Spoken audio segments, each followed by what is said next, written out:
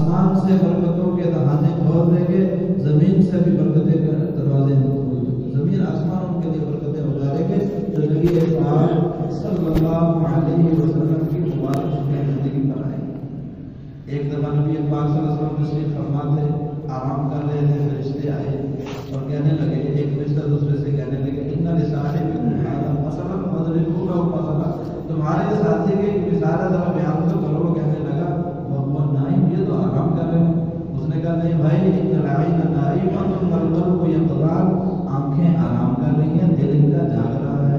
کہنے لگے اس کی مثال ایسے ہے، ایک آدمی نے بہت بڑا محل بنایا، وجعل فیہا مأدبۃ، اس میں ایک بڑی شاندار ضیافت کا انتظام کیا، وبعث داعیا، پھر اس نے ایک بلانے والے کو بھیجا، من اجاب الداعیہ، جس نے اس بلانے والے کی بات کو قبول کیا، دخل الدار، وہ محل میں داخل ہوا، فاکل من المأدبۃ، وہ اس شاندار ضیافت سے لطف اندوز ہوا۔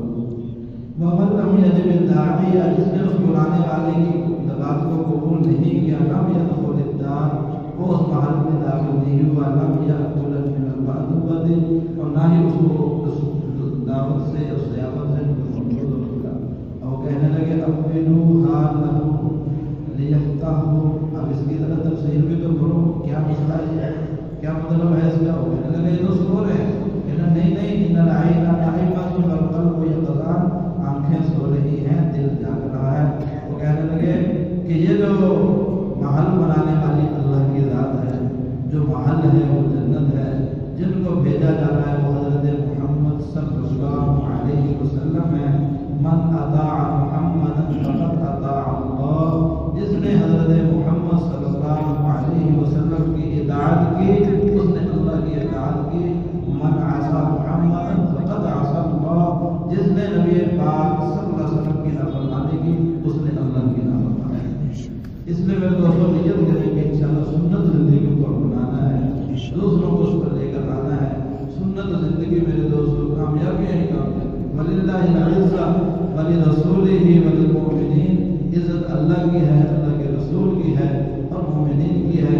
نبی پاک صلی اللہ علیہ وسلم کی زندگی کا ہر پہلو عزت ہی عزت ہے۔ دین کے لیے گھر سے نکلنا پڑا، یہ بھی عزت ہے۔ دین کے لیے گھروں میں فاقے آ گئے، یہ بھی عزت ہے۔ دین کے لیے مشقت برداشت کی، یہ بھی عزت ہے۔ آپ کی زندگی سراسر عزت ہی عزت ہے۔ آپ کی زندگی کا جو شعبہ ہے، جو حال آپ کی زندگی والا ہمارے حال ہمارے اوپر آ گیا، وہ ہم عزیز ہیں۔ اللہ کی نظروں میں ہم سب سے زیادہ عزت والے ہیں، کیونکہ ہماری زندگی آپ صلی اللہ علیہ وسلم کی زندگی سے ملتی جا رہی ہے، ملتی جا رہی ہے۔ دنیا کی چیزیں ہیں تو بھی ٹھیک ہے، دنیا کی چیزیں نہیں ہیں کوئی مسئلے کی بات نہیں ہے، کیونکہ ہمارے پاس سنت زندگی سب سے بڑا خزانہ ہمارے پاس ہے۔ اس لیے نیت کریں انشاءاللہ کہ سنتوں پر چلنا ہے، سب کو چلانا ہے انشاءاللہ۔ حدیث پاک میں آتا ہے من احیا سنتی بعد ما امیت فقد احبنی، جس نے میری ایک سنت کو اس کے مٹنے کے بعد زندہ کیا، فقد احبنی، اس نے میرے سے محبت کی۔ ومن احبنی کان معیا، اور جو میرے سے یہ والی محبت کرے گا، سنتوں کو زندہ کرنے والی، وہ میرے ساتھ ہوگا جنت کے اندر۔ تو سب کی نیت ہے اور اپنی نمازوں میں نماز بڑا حکم ہے۔ جس کی نماز صحیح ہوگی اس کی ساری زندگی صحیح ہوگی۔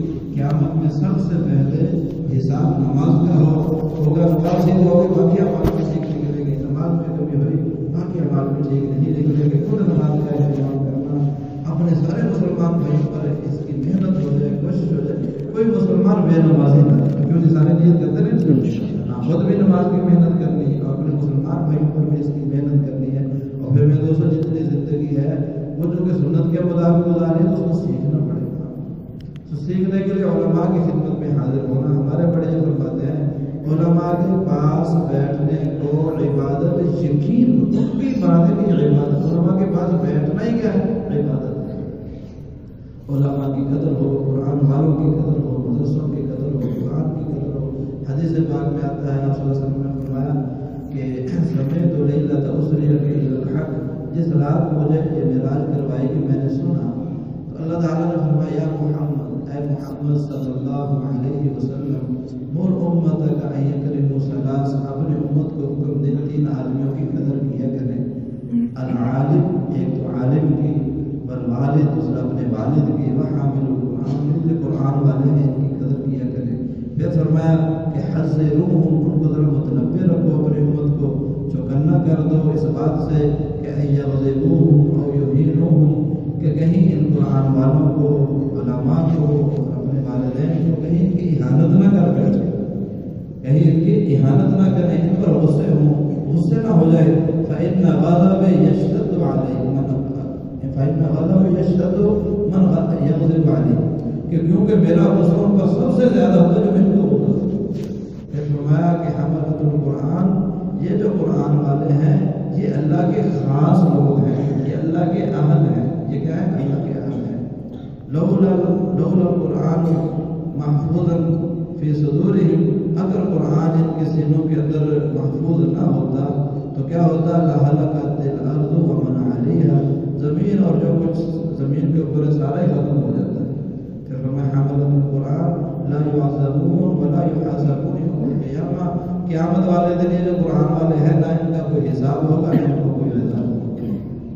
پھر فرمایا کہ حامل القرآن اذا مات، جب کوئی قرآن والا فوت ہوتا ہے تبکی علیہ، اس پر روتی ہے سماواتی، میرے آسمان روتے ہیں، ارضی، میری زمین روتی ہے، وہ ملائکہ، میرے فرشتے بھی روتے ہیں اس کے دنیا سے جانے پر۔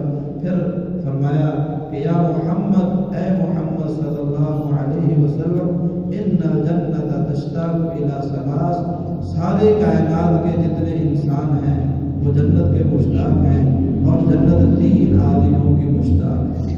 جنت 3 آدمیوں کا شوق رکھتی ہے۔ انت، سب سے پہلے تو آپ کا جنت کو شوق ہے کہ آپ جنت میں تشریف لے جائے، وصاحبیک ابی بکر و عمر، اور آپ کے 2 ساتھی ابو بکر اور عمر کا جنت شوق رکھتی ہے، اور تیسرا حامل القرآن، قرآن والوں کا شوق رکھتی ہے جنت۔ اس لیے میرے دوستو، خود قرآن کو پڑھنا، دوسروں کو پڑھانا، قرآن والوں کی قدر کرنا، علماء کی قدر کرنا، جو علماء کی قدر کرے گا ہم اس کی نسلوں میں علماء کو پیدا کریں گے۔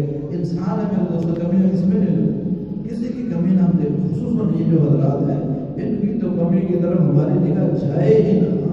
جو آدمی علماء کی کمیاں دیکھتا ہے اللہ اس کی نسلوں میں علم کو ختم کر دیتے ہیں۔ اس لیے میرے دوستو ہم سارے کے سارے نیت کریں گے انشاءاللہ خود بھی علم حاصل کرنا جو ہماری ضرورت کیا ہے، اپنی نسلوں میں انشاءاللہ حافظ، عالم، بیٹے، بیٹیاں، پوتے، پوتیاں، نواسے، بھتیجے، بھانجے، جہاں تک بس چلے ہم انشاءاللہ اس علم کو عام کریں، سارے میں نیت کرتے ہیں انشاءاللہ۔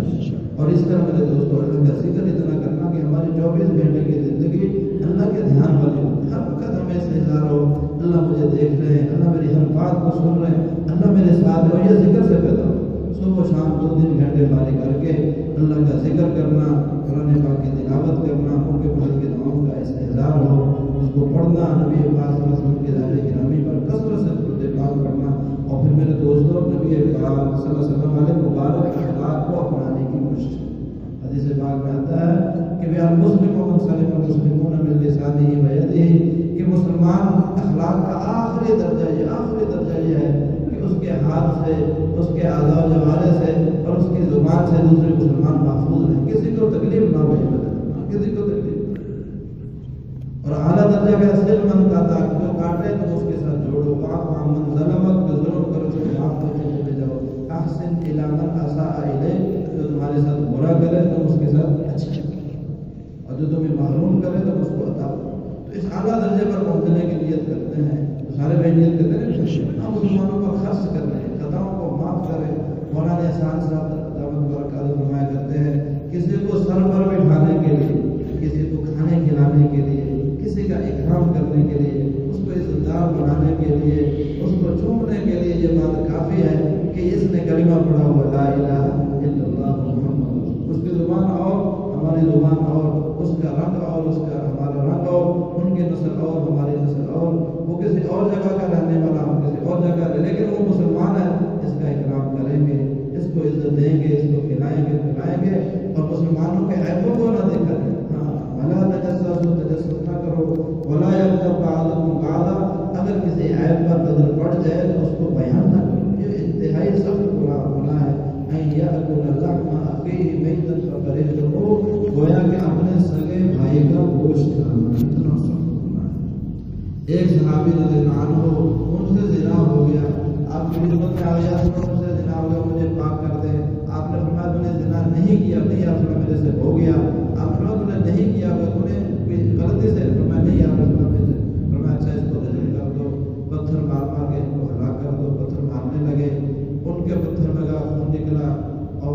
چھینٹے پڑے اور انہوں نے اس کو ذرا ناپسند کیا. آپ نے فرمایا کہ انہوں نے ایسی توبہ کی ہے اگر پورے مدینے والوں پر تقسیم کرتے ہیں تو سب کو کافی ہو جائے. دو ساتھی آپس میں کہنے لگے دیکھو اس کو کہ اس کے بعد اللہ نے پردہ ڈالا تھا لیکن اس نے اپنے آپ کو ظاہر کر دیا. اب ایسے رجم کیا جا رہا ہے جیسے کتے کو رجم کیا جاتا ہے. آپ صلی اللہ علیہ وسلم نے یہ بات سن لی. وہاں سے واپس تشریف لائے تو تھوڑی دور آئے تو فرمایا فلان و فلان فلاں فلاں کہاں ہے یا رسول اللہ ہم حاضر ہیں. فرمایا انزلا نیچے اترو. وہاں دیکھا تو ایک گدھا بڑا پڑا تھا. کان اس کے اوپر اٹھی ہوئی تھی اور کھلی ہوئی تھی. آپ نے انزلا یہاں اترو فکلا من هذه المیتہ اس مردار سے کھاؤ.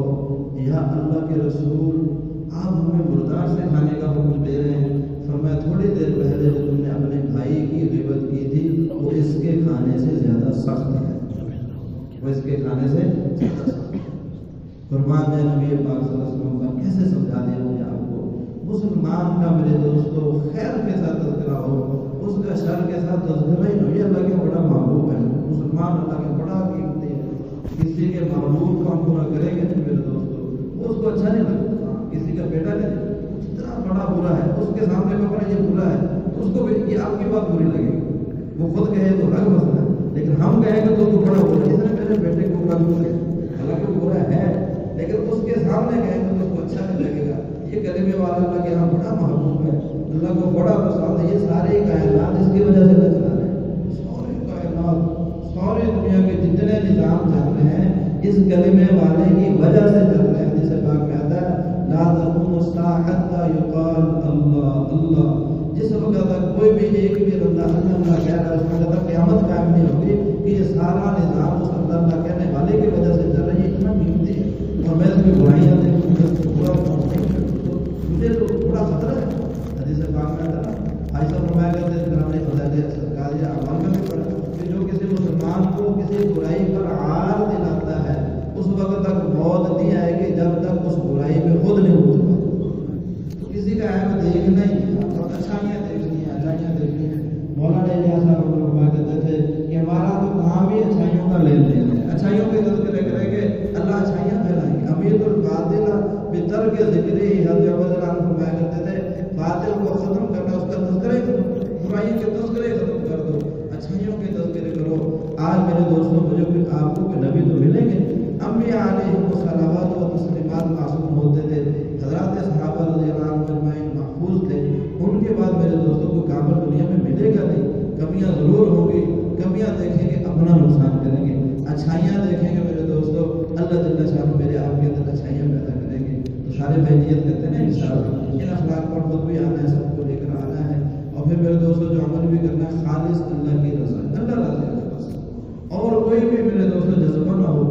شیطان جو ہے اللہ کو عمل کرنے کی چنتا کرتا ہے تو نیت پہ ڈاکر ڈالتا ہے کہ لوگوں کو دکھانے کے لیے ادھر ادھر کے جذبات آئیں گے لیکن اپنی نیتوں کو ٹھیک کرتے بار بار اس کو ٹھیک کرتے رہیں گے. ادھر ادھر کے جذبے آئیں گے ناقابل استغفار کے ذریعے سے فوراً اس کو ٹھیک کریں گے. نہیں میں تو اللہ کے لیے کر رہا ہوں. پھر آئے گا کہ جذبہ ادھر ادھر کا پھر کہیں گے میں تو اللہ کے لیے کر رہا ہوں. اس کا انتظار کریں گے قیامت والے دن جو اعمال ہوں گے وہ اللہ پاک فرمائے کہ جس نے جو عمل جس کے لیے کیا اسی سے جا کر اس کا بدلہ دے. وہاں کون دے وہ کوئی نہیں دے سکتا. اس لیے اللہ کے لیے کرتا ہے. ہاں تو اخلاص پیدا کرنے کی کوشش کرتے رہنا ہے. اور خدا نہ خاصہ اگر کبھی ہو تو عمل لے لو. یہ اس سے زیادہ نقصان عمل کرتے رہیں گے. اور شیطان دھوکہ دے کہ تیرے پاس اخلاص تو ہے تو تیرے کو کیا فائدہ. نہیں عمل کریں گے اور اخلاص کی کوشش کرتے رہیں گے. اللہ کی ذات بڑی کریم ہے. انشاءاللہ اللہ کی اخلاص کی نصیب کرے گی. اس کی دوسروں کو دعوت دیں گے دوسروں کو تیار کریں گے اخلاص کی دعوت دیں گے اللہ ہمارے اندر انشاءاللہ اخلاص پیدا کرے گا. تو سارے بھائی یہ کہتے ہیں انشاءاللہ. میرے دوستوں بزرگوں اور بھائیوں ہم سب کا یقین ہے کہ نبی پاک صلی اللہ علیہ وسلم خاتم النبیین ہیں. آپ کے بعد کوئی نبی تشریف لانے والا نہیں ہے. آپ صلی اللہ علیہ وسلم کی ختم نبوت کی وجہ سے اللہ پاک نے یہ نبی والے مبارک محنت اس امت کے ذمہ لگائی. یہ میرا آپ کا کام ہے اور یہ بہت بڑا شرف ہے. یہ معمولی بات نہیں ہے. یہ بہت بڑا شرف ہے افتخار ہے. یہ اس امت کا درہ امتیاز ہے. اللہ نے اس امت کو چنا اور چھانٹا ہے. چن کر چھان کر یہ ایک بہت بڑا قابل فخر کام دیا ہے. قل اے نبی صلی اللہ علیہ وسلم ان کو بتاؤ حاضر سبیلی یہ میرا راستہ ہے. یہ میری زندگی کا مقصد ہے، یہ میرا اڑنا بچھونا ہے، یہ میرا سب کچھ ہے. کیا ادعو اللہ، میں لوگوں کو اللہ کی طرف بلاتا ہوں. آنا ومن اتبعنی، اے من آمن بی، میرا بھی یہ کام ہے. جو بھی میرے پر ایمان لے کر اس کا بھی یہ کام ہے. کتنے افتخار کی بات ہے میرے دوستوں. جہاں آپ نے آپ کو حکم ہوا کہ آپ یہ تو میرا کام ہے، وہیں میری امت کا بھی یہ کام ہے. کہاں امتی اور کہاں نبی پاک صلی اللہ علیہ وسلم جو ساری کائنات میں سے چنے ہوئے چھانٹے ہوئے سارے فرشتوں سے افضل، ساری مخلوقات سے افضل، ان کا کام اللہ نے مجھے آپ کو دے دیا. کتنا بڑا کام ہے میرے دوستوں. حضرات انبیاء علیہ الصلوات و تسلیمات سارے انسانوں میں سب سے بہتر، اور نبی پاک صلی اللہ علیہ وسلم ان سب سے بھی بہتر، سب سے اعلیٰ. تو جتنا آدمی سب سے اعلیٰ ہوگا اس کا کام بھی سب سے اعلیٰ. اللہ نے وہ مبارک محنت اس امت کو دے دی ہے، اور ایسے نہیں دے دی، پوری مددیں پوری نصرتیں اللہ پاک کے ساتھ ہیں. ہاں، اللہ کی مدد اور نصرت کے ساتھ. اس لیے کیا فرمایا، بلغوا عنی ولو آیۃ، سارے عالم میں نکل جاؤ اور میری طرف سے، یہ نہیں کہ بل پہنچا دو، نہیں، بلغوا عنی، میری طرف سے جاؤ. جب تم دنیا کے ملکوں میں نکلو گے تو تم اکیلے نہیں ہوگے، بلکہ تم میرے نمائندے ہو. من امر بالمعروف ونہا عن المنکر، جو آدمی امر بالمعروف کرتا ہے، نہی عن المنکر کرتا ہے، فہو خلیفۃ اللہ فی ارضہ، اللہ کا خلیفہ اللہ کے زمین میں، خلیفۃ رسولہ، اللہ کے رسول کا خلیفہ ہے، اللہ کی کتاب کا خلیفہ. یہ کوئی معمولی بات ہے. ساری دنیا میں جا رہا ہے، کس لیے جا رہا ہے؟ اللہ کے دین کو پھیلانے کے لیے. اللہ کی مدد اس کے ساتھ ہے، اللہ کی نصرت. اس لیے صحابہ رضی اللہ عنہم ملکوں میں جب تشریف لے گئے تو یہ نہیں کہا میں نہیں.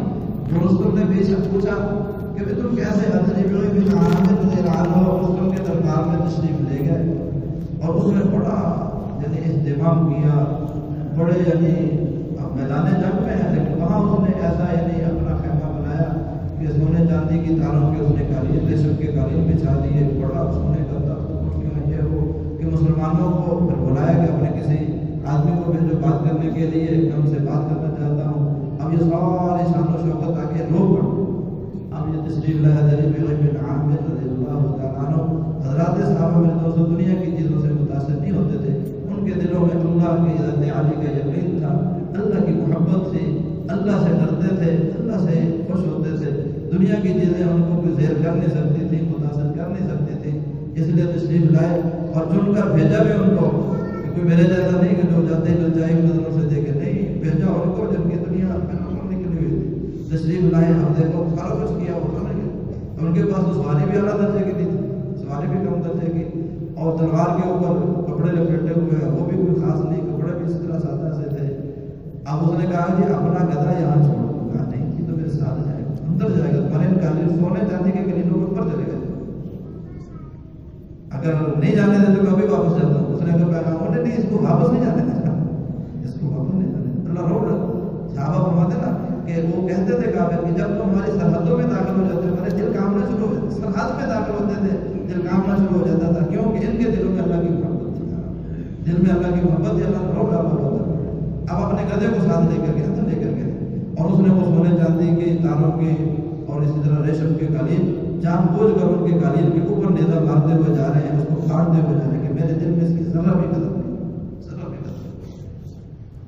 تو اس نے کہا کہ تم عرب سے آئے ہو، بھوکے ہو، تمہارے چہروں سے بھوک ٹپک رہی ہے، تمہارے ملکوں میں کھانے پینے کی چیز ہے، کپڑے تمہارے پاس ہے نہیں، ہم تمہیں کھانے کے ڈھیر لگا دیتے ہیں، واپس چلے جاؤ. فرمایا ہم اس کے لیے آئے نہیں، ہم اس کے لیے آئے نہیں. اچھا دن آئے اس کے ڈھیر لگا دیتے ہیں، واپس چلے جاؤ. ہم اس کے لیے نہیں آئے. تو کس کے لیے آئے ہو؟ فرمایا ہم خود تو آئے ہی نہیں. اللہ نے ہمیں بھیجا ہے. کس لیے بھیجا؟ لنخرج العباد من عبادت العباد الى عبادت رب العباد. اللہ نے ہمیں بھیجا ہے، ہم اللہ کے نمائندے ہیں. نبی پاک صلی اللہ علیہ وسلم کی نیابت میں سارے عالم میں پھر رہے ہیں. کس لیے پھر رہے ہیں؟ کہ ہم بندوں کو بندوں کی بندگی سے نکالیں. تمہارے جیسے سرداروں کے جو غلام بنے ہوئے ان سے نکال کر ایک اللہ کی بندگی کے اندر لے کر آئے، اور دنیا کی تنگیوں سے نکال کر آخرت کی وسعتوں کی طرف، اور غیر اسلام جتنے بھی دین ہیں ان کے اندر جو ظلم و ستم ہے ان سے نکال کر ایک اسلام کے جو عدل والا انصاف والا معاشرہ اس میں لانے کے لیے ہم آئے ہیں. تو پھر اگر ہم نہ مانیں تو پھر بھی کیا ہے؟ تو پھر اس نے کہا اگر تم کلمہ نہیں پڑھتے تو تمہیں جزیہ جزیہ دو، ہمیں جزیہ دے کر ہمارے ماتحت ہو کر ہماری زندگی ہم کیا کرتے ہیں؟ ہم تمہاری حفاظت کریں گے جیسے اپنی حفاظت کرتے ہیں۔ تو اس نے کہا اگر یہ بھی نہ ہو فرمایا کہ تلوار تمہارا اور ہمارا فیصلہ کرے گی۔ تو کہنے لگا کہ مجھے مہلت دے دو، میرے سپہ سالار دور دور ہے، ان کو جمع کرنے کے لیے مجھے وقت چاہیے، کتنی مہلت چاہیے؟ تو کہا کہ مجھے کم از کم 1 مہینہ لگے۔ فرمایا نہیں، ہمارے نبی پاک صلی اللہ علیہ وسلم نے فرمایا تھا مہلت دینی ہے تو صرف 3 دن، اس سے زیادہ نہیں۔ اس کو غصہ آ گیا، اس نے کہا اچھا کل کو میں اپنے سب سے بڑے سپہ سالار کو بھیجوں گا اور تمہیں قادسیہ کی خندق کے اندر دفن کر دے گا۔ حضرت ربیع بن عامر رضی اللہ عنہ نے فرمایا، مولانا محمد احمد صاحب رحمۃ اللہ نے فرمایا کرتے تھے اللہ ان کی قبر کو یعنی نور سے بھرے، بری کے رحمت کرے، فرمایا کرتے تھے انہوں نے فرمایا یہ تو ہم طے کروا کے ہیں کہ دفن تم نے ہونا ہے، ہم نے نہیں ہونا، دفن تم نے۔ تو جو میرے دوست ملکوں میں گئے ہیں اللہ کے نمائندے بن کر کسی سے ڈرے نہیں، کیا تھا کام کو لے کر گئے تھے۔ خود نبی پاک صلی اللہ علیہ وسلم ساری زندگی پھرتے رہے، پھراتے رہے، اپنے صحابہ کو بھیجا میرے دوستوں یہ کام ہے، محنت ہے۔ آپ صلی اللہ علیہ وسلم ایک ایک کے بعد تشریف لا جاتے، مجموعوں میں تشریف، دنوں کو جاتے تھے، راتوں کو جاتے تھے، کسی کی پرواہ نہیں ہوتی تھی کیونکہ وہ مشقت ہے۔ خود آپ صلی اللہ علیہ وسلم کے صحابہ رضی اللہ عنہ ان کی محنتوں مشقتوں کے پھر یہ تھا کہ اللہ نے ان لوگوں کو بھی اسلام کی توفیق دی جو ایک دفعہ حضرت عمر رضی اللہ مکہ المکرمہ کی بات ہے، ایک گھرانہ جو تھا وہ ہجرت کرنے کی تیاری کر رہا تھا، تو جو گھر کی عورت تھی وہ تیاری کر رہی تھی، شوہر جو تھا وہ کہیں باہر گیا، حضرت عمر رضی اللہ عنہ کا چکر لگا تو پوچھا کہاں جا رہے ہیں؟ کہا بس مکہ چھوڑ کر جا رہے ہیں، تم لوگ یہاں رہنے نہیں دیتے۔ حضرت عمر نے کوئی بات کہی، جب اس کا شوہر آیا تو کہنے لگی، اما جان فرمانے لگی صحابی رضی اللہ عنہ عمر آئے تھے اور یوں کہہ رہے تھے، تو شوہر کہنے لگے تیرا کیا خیال ہے؟ تو سمجھتی عمر نرم ہو گئے، تو کیا سمجھتی عمر نرم ہو گیا؟ خطاب حضرت عمر رضی اللہ عنہ کے والد خطاب کا گدا تو مسلمان ہو سکتا، اس کا بیٹا مسلمان نہیں ہو سکتا، اور وہی عمر رضی اللہ عنہ وہ اسلام میں داخل بھی ہو۔ یہ محنت حساب کر ایسے قربانیاں تھیں جس سے دل کھینچے چلے جاتے تھے۔ حضرات صحابہ رضی اللہ عنہ کے قربانیوں کے برکت سے میرے دوستوں پھر لوگ کسی حضرت خالد بن ولید غزوہ احد کے موقع پر یعنی جو اتنا بڑا نقصان ہوا، 70 مسلمان شہید ہوئے، وہ حملہ کس نے کیا تھا؟ حضرت خالد بن ولید، کافروں کی طرف سے کیا۔ فرماتے ہیں کہ جب بھی میں کسی مسلمانوں کے خلاف لڑائی سے واپس آتا تھا میرے دل میں تھوڑی سی کھٹک سی رہتی تھی کہ کوئی گڑبڑ ہے، حالانکہ نقصان پہنچا کے آتے تھے، پھر بھی میرے دل میں تھوڑا سا مسئلہ ہوتا تھا کہ کوئی سکون نہیں ہے۔ کہتے جب آپ صلی اللہ علیہ وسلم حدیبیہ کے موقع پر تشریف لائے تو میں نے آپ کا یعنی ایک جماعت لے کر میں نے آپ کا پیچھا کیا کہ آپ پر حملہ کروں، تو ظہر کی نماز کا وقت ہو گیا، مسلمان نماز پڑھنے لگے، میں نے کہا یہ موقع اچھا ہے، یہ نماز پڑھنے ہم حملہ کر دیتے ہیں، لیکن بس وہ ہمارا پروگرام باندھے تھا۔ ہم نے کہا چلو انہوں نے اگلی نماز بھی پتا تھا نا اب اثر کی بھی پڑھیں گے، کہتے اللہ کی شان جب اثر کی نماز ہوئی ہم نے پکا طے کر لیا کہ اب ہم حملہ کریں گے۔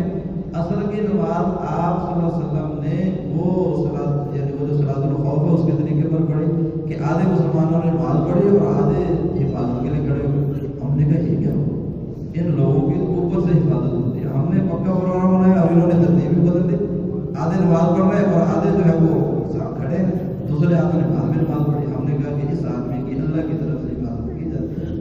تو کہتے اس وقت میرے دل میں تھوڑی بات ہوئی، یہ حدیبیہ کا موقع۔ اگلے سال نبی پاک صلی اللہ علیہ وسلم عمرے کے لیے تشریف لے، عمرہ تو خدا طے ہوا، فرماتے میرے سے تو برداشت ہوا کہ یہ جن کو ہم نے نکالا تھا اب یہ میرے یہاں آ جائے، تو میں تو مکے سے نکل گیا کہ میں دیکھ ہی نہیں سکتا تھا کہ آپ حضرات آپ صلی اللہ علیہ وسلم آپ کے صحابہ بیت اللہ کا حج طواف کرے، عمرہ کے لیے میرے سے دیکھا نہیں جاتا، میں نکل گیا۔ میرے بھائی ولید بن ولید وہ جو تھے وہ مسلمان ہو چکے تھے، وہ آئے مجھے مندرے میں ملے، انہوں نے مجھے خط لکھا کہ میرے بھائی تیرے جیسا سمجھدار آدمی کوئی اسلام سے دور ہے، نبی پاک صلی اللہ علیہ وسلم تیرے بارے میں پوچھ رہے ہیں کہ خالد کہاں ہے، اتنا سمجھدار آدمی وہ ابھی تک اسلام سے دور ہے، اگر خالد اپنی صلاحیتوں کو اسلام کے لیے لگائے ہم اس کو ایک بڑا مرتبہ دیں گے، اس کو آگے رکھیں۔ کہتے مجھے یہ خط چھوڑ کر وہ تو واپس چلے گئے، جب مجھے خط پہنچا اس نے مجھے اور دھچکا دیا، آپ صلی اللہ علیہ وسلم کو میں نے اتنا نقصان پہنچایا، وہ ابھی بھی میری خیر خواہی کر رہے ہیں کہ ہاں اگر خالد آ جائے تو ہم اس کو قتل کریں۔ کہتے اس کے بعد میں بے دل بھی اتر گئی کہ میں نے اسلام قبول کرنا، میں نے طے کر لیا میں نے اسلام لانا۔ تو کہتے میں نے کہا اکیلا کیسے سبب کو اتنا لمبا کسی اور کو بھی ساتھ لے جاتا، تو صاحب سے کہتے پہلے میں صفوان بن امیہ کے پاس گیا، تو اسے کہا کہ دیکھو صفوان اس وقت ہماری حالت کیا ہو چکی ہے، جیسے داڑھ ہوتی ہے تو داڑھیں 2 اور 2 4 ہوتی ہیں، اور باقی کتنے ہوتے ہیں 28 دانت ہوتے ہیں. یعنی مسلمان غالب ہوتے چلے جا رہے ہیں، ہم تو بس تھوڑے سے رہ گئے پیچھے. تو میرا تو خیال ہے کہ ہم اسلام نہیں ہیں، ہم چلتے ہیں. تو اس کا تو صفوان بن عمیہ اس کے بہت سارے رشتے دار مسلمانوں کے ہاتھوں میں قتل ہو چکے تھے. اس نے کہا سارے ہی مسلمان ہو جائے، مگر اکیلا رہ کر پھر بھی مسلمان نہیں ہو. کہتے ہیں میں اس سے ہٹ کر پھر چلا گیا. میں نے کہا ابھی اکرمہ بن ابی جہل کو دعوت دی، ان کو دعوت دی تو انہوں نے بھی یہی جواب دیا. پھر کہتے ہیں میں نے کہا عثمان بن طلحہ ان کو دعوت دی. پھر میں نے سوچا اس کے بھی چچا صاحب بھائی وہ سارے مسلمانوں کا قتل ہو چکے، یہ بھی وہی جواب دے گا. پھر میں نے کہا مجھے کیا، میں نے تو جانا ہی ہے، دعوت دے دیتا ہوں، قبول کر لے گا تو ٹھیک ہے، نہیں تو نہ. میں نے ان سے کہا کہ دیکھو ہماری حالت اس وقت یہ ہو چکی ہے جیسے لومڑی ہوتی ہے، وہ اپنے غار کے اندر چھپ جاتی ہے. اب اوپر سے 2-4 ڈول پانی ڈالو تو اس کو باہر نکلنا ہی پڑے گا. اب ہم کہاں چھپتے پھریں گے؟ اب چلو اسلام لے جاتے ہیں، کیونکہ دونوں نے فوراً اسلام لیا. ہم نے پھر طے کر لیا کہ کل انشاءاللہ فلاں جگہ پر جمع ہو گئے اور وہاں چل پڑے. اگلے دن ہم دونوں ایک جگہ پر جمع ہو گئے. چلتے چلتے ہم ایک جگہ ٹھہرے، مکہ المکرمہ کے مدینہ المنورہ کے قریب آئے تو ہم نے دیکھا کہ خیمہ لگا ہوا ہے. تو اندر جا کر دیکھا تو دیکھا حضرت عمر بن عاص رضی اللہ تعالیٰ عنہ. بھائی آپ کہاں؟ تم کہاں؟ ہم تو جا رہے ہیں مدینہ اسلام کے. تو میں بھی اسے نہیں جا رہا.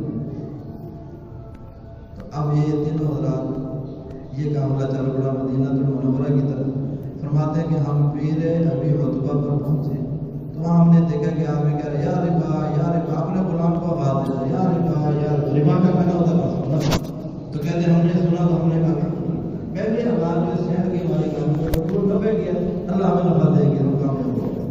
آپ صلی اللہ علیہ وسلم کو پہلے سے خبر ہو چکی تھی کہ یہ حضرات آ رہے ہیں. اور اس آدمی نے کیا کہا کہ دیکھو مکہ المکرمہ میں نے تو اپنی قیادت ہمارے پاس بھیج دی، جتنے بڑے بڑے سردار آپ مسلمان ہو کر یہاں پر آ گئے.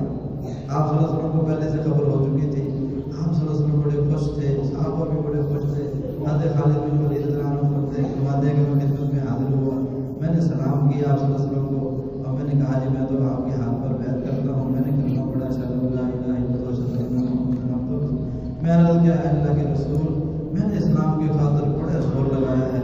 اب اللہ سے دعا کریں کہ اللہ پاک میرے اس گناہ کو معاف فرما دے. فرمایا الاسلام یہدم ما کان قبلہ. اسلام اپنے سے پیچھے سارے گناہوں کو ختم کر دیتا ہے. پھر بھی دعا کرتے ہیں آپ نے کہا اللہم اغفر لخالد، اے اللہ خالد کے سارے گناہوں کو معاف کر دے اور اس کو اپنے دین کے لیے قبول کر لے. آپ نے دعا کی اور پھر آپ نے جیسے وعدہ کیا تھا مجھے ساری زندگی اپنے صحابہ پر آپ نے مجھے بہت آگے رکھا. تو میرے دوستوں یوں جب محنت ہوتی ہے پھر اللہ یوں دنوں کو پھیر دیتے. ہاں اللہ پاک دنوں کو پھیر دیتے. یہی یہ صفوان بن عمیہ یہ اسلام نہیں لائے تھے، ادھر سے مکہ المکرمہ فتح ہو گئے اور یہ وہاں سے دوڑ کے سردار تھے. مسلمانوں کے خلاف بڑا زور لگایا ہوا تھا. ان کو خطرہ تھا کہ میرے قتل کا حکم ہو. تو ان کے ایک دوست تھے وہاب بن عمیر. وہاب بن عمیر بن وہاب. تو وہ کہتے ہیں کہ انہوں نے آپ صلی اللہ علیہ وسلم سے کہا جی رسول اللہ یہ سردار ہے اور یہ بھاگ گیا آپ کے ڈر سے، اب مجھے احمد نے میں اس کو لے کر آتا ہوں. آپ نے بولا ٹھیک ہے اس کو. اب یہ ڈھونڈتے یہ کہیں جا کر باہر رات میں چھپ گیا. اپنے غلام سے کہنے لگے دیکھو نظر رکھنا کوئی آئے تو مجھے بتا. اس نے کہا جی وہ وہاب بن عمیر وہ آ گیا. اس نے کہا یہ تو پہلے اس نے مجھے اتنا بڑا دھوکہ دیا، اب یہ مجھے پکڑوائے گا، یہ مجھے پکڑائے گا. دھوکہ کیا دیا ہوا یہ تھا کہ یہی حضرت باب مسلمان ہوئے صفوان بن عمیہ اور وہاب بن عمیر. یہ دونوں حضرات مکہ المکرمہ جب بدر کا واقعہ ہوا 70 ان کے قتل ہو گئے. اب یہ بیٹھے حدیث کے اندر کہنے لگے اب کیا زندگی رہے گی، کسی کا بیٹا مر گیا، کسی کا بھائی مر گیا، یہ ہماری ذلت کتنی ہو گئی. تو وہاب بن عمیر کہنے لگے میرے اوپر کچھ قرضہ ہے، اگر یہ میرا قرضہ نہ ہوتا اور میرے بیوی بچوں کا مسئلہ نہ ہوتا تو میں جا کر یہ فاصلہ پر آیا تو میں قتل کر دیتا. اور میرے پاس بہانہ بھی ہے کہ میرا بیٹا ان کے پاس کہتی ہے میں اس بہانے جا کر میں یہ کام کر سکتا ہوں. تو صفوان بن عمیہ کہنے لگا اچھا تو یہ کر سکتا ہے تو ٹھیک ہے، تیرا قرضہ میرے ذمہ، تیرے بچوں کا بیوی بچوں کا خرچہ یہ میرے ذمہ، جہاں میرے بیوی بچے کھائیں گے وہ بھی کھائیں گے، تیرا قرضہ میں ادا کروں گا تو یہ کام کر کے. تو کہتے ہیں ٹھیک ہے آپ تو کسی کو بدلانا نہیں. یہ طے ہو گیا دونوں حضرات کا. اب انہوں نے اپنی تلوار کو زہر کے اندر کھویا، جو طریقہ ہوتا ہے ان کا زہر ضرور کر لیا. اب یہ تلوار رکھے چل پڑے مدینہ المنورہ کی طرف. ابھی مدینہ مسجد نبوی کے باہر اپنی سواری کو بٹھایا. حضرت عمر رضی اللہ عنہ جب دیکھ لیا کہ وہاں بن عمیر ہے، اور یہ مشہور تھا کہ شیطانوں من شیاطین مکہ، مکہ کے شیطانوں میں سے بڑا شیطان کون ہے؟ وہاں بن عمر۔ حضرت عمر نے کہا کہ یہ شیطان کدھر آ گیا، یہ خیر سے نہیں آ سکتا، یہ پکی بات ہے کسی نہ کسی شرارت کے لیے آئے گا۔ فوراً نبی پاک صلی اللہ علیہ وسلم کی خدمت میں حاضر، یا رسول اللہ یہ وہاں بن عمیر ہے، یہ ضرور کسی شرارت کے لیے آیا، آپ نے اس کو میرے پاس۔ انہوں نے جا کے یہاں گرمان سے پکڑا اور ریسیو کر دے گیا، آپ نے اس کو چھوڑ، اور اس سے پہلے حضرت عمر نوجوانوں سے کہتا تھا تم آگے جا کر نبی پاک صلی اللہ علیہ وسلم کے آس پاس بیٹھو، کیونکہ آپ نے اس کو بلوا لیا، یہ شرارت ضرور کرے گا، اس لیے تم آس پاس قریب میں رہو اور محتاط رہو۔ تو آگے آ کر کہنے لگا انم صباح، کہ وہ جو ان کا طریقہ تھا آپ کی ضرور اچھی، جیسے آپ کہنا گڈ مارننگ کا طرز ہے، وہی اسی کا طرز ہے انم صباح۔ آپ نے فرمایا نہیں اے وہاب، اللہ نے مسلمانوں کو اس سے بہت اعلیٰ سلام دیا ہے، طریقہ ملنے کی دعا اس سے اعلیٰ دی وہ کیا ہے؟ السلام علیکم۔ یہ تو نے کہا جی میں تو نیا نیا آدمی، مجھے کیا طریقہ کو پتا ہے، اب اس نے سازش کر لی تھی، اس لیے خاموشی سے۔ آپ نے فرمایا کیسے ہے؟ کہا جو میرا بیٹا آپ کے پاس ہے، اس پر کوئی شفقت کرے وہ مجھے دے دے، میں تو اس لیے ہے۔ آپ نے فرمایا یہ تلوار میں نہیں ساتھ لانے کی کیا ضرورت ہے؟ کہنے لگا یہ وہ تلواروں نے کیا کی، بدر میں تو ہمارے پاس تلواریں تین، ہماری کتنی مار پڑی ہے، تلواروں سے کیا ہوتا ہے؟ آپ نے سچی بات کو کس لیے ہے؟ کہتے اسی لیے ہے بس۔ آپ نے فرمایا نہیں سچی بات کو کر، کہتے اسی لیے ہے۔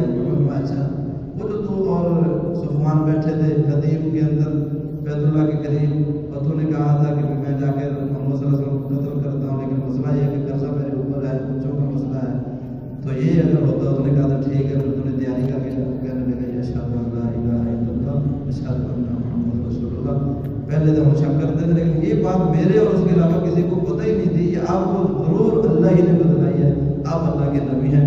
اسی وقت ہم شاید کرنے لگے رسول اللہ اب تک اسلام کو مٹانے کے لیے زور لگایا تھا، اب جا کے اسلام کو پھیلانے کے لیے زور لگاؤں گا، ابھی مکہ فتح نہیں ہوا، یہ تو بدر کے بعد کہ اسی وقت مسلمان ہو کر مکہ آ گئے، اور پیچھے سے مسلمان کیا کرتا تھا، لوگوں کو روز کہتا تھا غریب بس ابھی کچھ دنوں تک ایسے خبر آنے والی سب خوش ہو جائے، وہ بدر کا سارا معاملہ ٹھنڈا پڑ جائے گا، تمہارے سارے زخم دھل جائیں گے، روز یہ کہتا تھا، اور آنے والوں سے پوچھتا تھا کوئی خاص خبر ہو، کوئی خاص خبر ہو، اس کے ذہن میں تھا کہ ابھی خبر آئی، ابھی خبر آئی، لیکن وہاں سے کیا خبر آ رہی؟ کسی نے بتایا کہ وہ وہاں پر عمیر تو مسلمان ہو گئے، وہیں اس کے تو پانی پڑ گیا اور وہ گھر کے اندر بند ہو گئے۔ یہ آئے بیت اللہ کا طواف کیا، اور پھر وہاں اس سے ملاقات ہوئی، اس کو کہا کہ اے وہاں تو سردار آدمی ہے، وہاں بن عمیر ان سے کہا صفوان میں تو سردار آدمی ہے، اور تو کرو ہم کیا کرتے ہیں؟ پتھروں کو پوجتے ہیں، پتھروں کو کیا کرتے ہیں؟ ہمارا دین کیا ہے؟ پتھروں کو پوجنا اور ان کے نام پر جانور سے مل گئی، یہ کوئی دین ہے؟ دین تو اصل اسلام، اس کو دعوت ہے، پتھروں کو جواب نہیں دے رہا۔ اس کی طرف اشارہ تھا کہ تو نے وہاں مجھے دھوکہ دیا تھا، اب پھر مجھے تو دھوکہ دینے کے لیے آ گیا، میں تیرے ساتھ نہیں جاتا۔ وہ جب مکہ المکرمہ فتح ہوا وہ چھپ گئے، تو یہ وہاں بن عمیر جو کہ دوست تھے، پرانے تھے، ان کے دل میں تھا کہ کس طرح میرا بھائی بھی کسی طرح مسلمان ہوتا ہے، تو ان کے پیچھے چلے گئے۔ اس نے کہا نہیں، اس نے کہا انہوں نے کہا کہ میں آپ کے لیے امن لے کر آیا، آپ صلی اللہ علیہ وسلم تو بڑے رحم دل ہیں، لوگوں پر بڑی شفقت کی ہے، مکہ والوں کو سب کو معاف کر دیا، تجھے بھی امن دے دے، نہیں مجھے یقین ہے، مجھے امن ملے نہیں دیتا، میں نے شرارتیں اتنی کی ہے، نقصان اتنا پہنچا ہے، میں ایسے یقین نہیں کرتا، کوئی نشانی لے کر واپس تشریف لائے ہیں۔ آپ صلی اللہ علیہ وسلم سے عرض کیا یا رسول اللہ وہ نشانی مانگتا ہے، آپ نے وہ چادر جو مکہ المکرمہ کی فتح والے دن آپ نے جو جملی چادر اڑی ہوئی تھی، آپ نے فرمایا یہ چادر لے جو نشانی کے طور پر، وہ چادر جا کر دکھائی کہ یہ چادر پہچان دے، وہاں یہ چادر اس دن نبی محمد صلی اللہ علیہ وسلم نے پہنی ہوئی تھی، فرمایا یہ چادر نشانی کے طور پر آپ نے دی ہے کہ میں آپ کو امن دیتا ہوں، آپ پر اسلام پیش کریں گے، کہ مجھے قتل تو نہیں کریں، بھنی قتل نہیں کریں گے، تمہیں اسلام کی دعوت دیں گے، تم قبول کر لو، تمہاری مرضی ہے، ورنہ 2 مہینے کی مہلت سب کو دی ہے، صلی اللہ علیہ وسلم تجھے بھی 2 مہینے کی مہلت دیں گے۔ اس نے کہا اچھا چلو میں چلتا ہوں۔ آپ مسجد میں تشریف لائے، نبی پاک صلی اللہ علیہ وسلم عصر کی نماز پڑھا رہے تھے، عصر کی نماز کا سلام پڑھا، بڑے بڑے کوئی دیہاتی لوگ عرب جو تھے یہ تو بالکل بغیر تکلف کے اے محمد صلی اللہ علیہ وسلم، یہ جو وہاں یہ کہہ رہا ہے کہ آپ نے مجھے امن دے دیا ہے، اس کا کہنا ٹھیک ہے؟ ٹھیک ہے، بالکل ٹھیک ہے، اور یہ کہہ رہا ہے کہ آپ کہتے ہیں کہ اسلام لے آؤ، اور اسلام نہ لاؤ گے تو پھر آپ کو 2 مہینے کی مہلت ہے، تو یہ بات ٹھیک ہے؟ آپ ذرا خاموش ہو جی، آپ اگر بتائیں گے تو پھر میں اترتا ہوں۔ ہم نے فرمایا یہ ٹھیک ہے، تو یہ 4 مہینے کی مہلت، تو دوسروں کو 2 مہینے کی ہے، تمہیں 4 مہینے کی مہلت ہے، تم آؤ صحیح۔ وہ آ گئے، آپ کے ساتھ رہے، آپ نے وہاں سے پھر سفر کیا۔ کیا حنین کی طرف کا. ان سے پھر آپ صلی اللہ علیہ وسلم نے کچھ زرہیں اور کچھ اسلحہ بھی مانگا. وہ کہنے لگے یہ ایک زبردستی, آپ نے مکہ فتح کر لیا, ہم سے زبردستی اسلحہ لے, تھوڑا نہیں زبردستی نہیں ہے, عاریۃ مانگ رہے ہیں, ہمارے پاس اسلحہ تھوڑا ہے, تم دے دو, تمہاری مہربانی ہے. کہا جی ہاں دیں گے. 100 زرہیں غارت دی, کچھ اسلحہ بھی دیا, آپ ان کو ساتھ لے گئے. پھر آپ کے ساتھ, لیکن مسلمان نہیں ہوئے تھے. اللہ پاک نے وہاں پر حنین کے موقع پر اتنی بڑی فتح دی, غالباً 40,000 کے قریب بکریاں, 24,000 کے قریب اونٹ اور کتنی گائیں اور وادیں بھری ہوئی تھی جانوروں کی, اور وہ بالکل آ رہے تھے. ایک شور تھا, ایک سما تھا, مسلمانوں کو اللہ نے یعنی فتح دی تھی. اتنا بڑا مال غنیمت. آپ صلی اللہ علیہ وسلم پہاڑی کے اوپر سے تشریف لے جاتے تھے, یہ سما ہو رہا اتنا بڑا یعنی یہ مال غنیمت تھا. آپ نے دیکھا کہ یہ سلمان جو ہے یہ بڑی لجائی نظر سے. آپ نے فرمایا کہ سلمان مجھے اچھا لگتا ہے. ہاں یا سلمان اتنا بڑا مال, انہوں نے جو سارا تمہیں میں نے دے دی. تو اتنی بڑی صحابت نبی کے علاوہ کوئی بھی نہیں کر سکتا. اس وقت میرے اسلام نہیں کر رہے. تو میرے دوستوں, نبی پاک صلی اللہ علیہ وسلم نے نہ دن دیکھا نہ رات دیکھا, ہر وقت دعوت کی محنت میں لگے ہوئے, آپ کے صحابہ میں لگے ہوئے ہیں. ان کی قربانیوں سے پھر میرے دوستوں اللہ نے اسلام کو پھیلایا ہے. بتوں میں سے آوازیں یہاں جب مسجد میں اعمال ہوتے ہیں اور لوگ اپنے کاروبار چھوڑ کر, حضرات صحابہ آئے آپ صلی اللہ علیہ وسلم کی خدمت کہ ہمارے تو باغ ہی اجڑ گئے, ہماری کھیتیاں خشک ہو گئی, اب الحمدللہ اللہ نے کچھ اسلام کو پھیلا دیا ہے, اب ہمیں آپ تھوڑی سی موقع دیں کہ تاکہ ہم ان کو کچھ دیکھ دکھ لیں. ابھی آپ کی خدمت میں عرض کرنا تو اس سے پہلے ہی اللہ پاک نے آیتیں اتار دی کہ اپنے آپ کو اپنے ہاتھوں طاقت میں نہ ڈالو, کہ دین کی محنت چھوڑ کر تم دنیا کا ذکر نہیں, ہم تمہیں اسی کی برکت سے اتنی دنیا دیں گے, اتنی دنیا دیں گے تم حیران ہو گئے. اور پھر میرے دوست اللہ نے کر کے دکھایا, وہ کیا سر کس طرح کے خزانے اللہ نے صحابہ کی خدمت کے دکھایا. تو میرے دوست ایک محنت ہے, یہ ایک کام ہے, اللہ نے یہ کام دیا ہے, اس کام کو اپنا کام بنانا جیسے نبی پاک صلی اللہ علیہ وسلم نے کیا, اپنے صحابہ نے کیا, سوالات صحابہ سے. میرے دوستوں یہ تو حج کے موقع پر ماننے لگے کہ دیکھو اس موقع پہ ایک وبا پھیلی ہوئی تھی جس کی وجہ سے بہت سارے لوگ گھروں سے نکل نہیں سکے تھے, اور پھر کتنوں کو خبر ہوئی آپ صلی اللہ علیہ وسلم حج کے لیے تشریف لے جا رہے, وہ تو ساتھ ہو گئے. کتنا ہی مجمع ایسا تھا جن کو پتہ ہی نہیں چلا کہ آپ صلی اللہ علیہ وسلم حج کے لیے تشریف لے جا رہے ہیں. وہ اپنے گھروں میں 1.25 تو وہاں عرفات میں آپ کے ساتھ موجود تھے.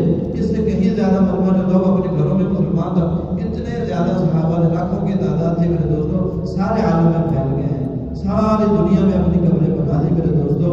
ان کی قبریں میرے دوستوں میرے ہند کے اندر چلے جاؤ, جزیروں کے اوپر حضرات صحابہ کی قبریں ہیں. دنیا کے کسی ملک میں چلے جاؤ, کسی جگہ کسی خطے میں چلے جاؤ, وہاں صحابہ کی قبریں ملیں گی. میرے دوستوں قبریں وہ ہے کہ آج مجھے آپ کو پکار کر کہہ رہی ہیں کہ اے مسلمانوں, ہماری بھی بیویاں تھیں, ہمارے بھی بچے تھے, ہمارے بھی کاروبار تھے, لیکن ہم نے ان کو پیچھے رکھا. ہم نے نبی پاک صلی اللہ علیہ وسلم کے کام کو سامنے رکھا, اس کو لے کر ہم سارے ملکوں میں پھیر گئے. ملکوں میں ہماری قبریں اس بات کی گواہی. حضرت عقبہ بن نافع رضی اللہ عنہ دعوت دیتے وہ کنارے پر پہنچ گئے, بالکل آخری کنارے پر, مغرب کے اندر بالکل مراکش تک پہنچ گئے. لوگوں نے کہا جی آگے تو آبادی ختم ہو گئی, سمندر ہے, آگے کوئی آبادی نہیں ہے. اور کہنے لگے یا اسفا ہے, دنیا ختم ہو گئی, ہمارے جذبے ختم نہیں ہوئے, ہماری ہمتیں ختم نہیں ہوئی, ہم اللہ کے دین کو پھیلانے کے لیے ابھی تیار کرتے ہیں. اپنے گھوڑے کو پانی میں ڈالا, اور جب اس کی گردن تک پانی آ گیا, اب اللہ سے دعا, اللہم لو اعلم ان خلق هذا البحر مناسب, اے اللہ اگر مجھے یہ پتہ چلے کہ اس سمندر کے پار بھی تیرے کے بندے رہتے ہیں, تیرے کے مخلوق رہتے ہیں, انسان رہتے ہیں, اپنے اس تلوار کو, اپنے اس گھوڑے کو کام میں لاؤ, حتی لا یعبد سواک, یہاں تک کہ تیرے سوا کسی اور کی عبادت نہ کرے.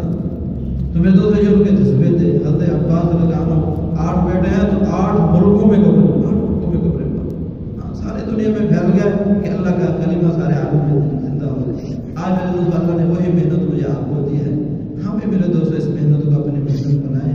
بگڑتا کچھ بھی نہیں میرے دوستوں, خوش قسمتی ہے.